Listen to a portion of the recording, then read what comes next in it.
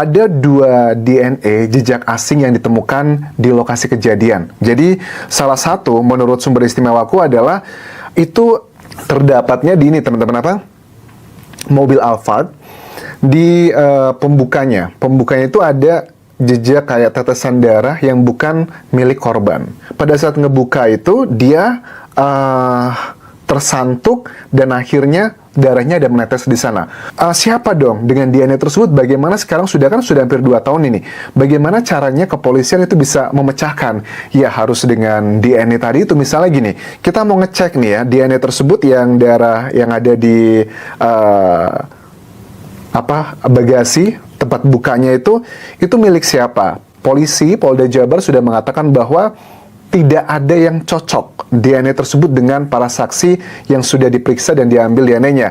Tetapi kan itu bisa dicek kalau menurut Dr. Hastri yang merupakan dokter otopsi kedua dalam kasus ini, dikatakan bahwa itu bisa dicek dari pohon DNA-nya. Nah, ngecek pohon DNA-nya itu dari garis keturunan ibu. Misalnya begini teman-teman ya, kan DNA tersebut mungkin tidak cocok dengan saksi yang ada di situ, tetapi kan bisa dicek tuh dengan garis keturunan ibu. Tapi kita tidak tahu apakah mereka terlibat sebagai dalang atau orang yang membantu atau orang yang mengetahui. Itu bagian yang harus didalami lebih lanjut.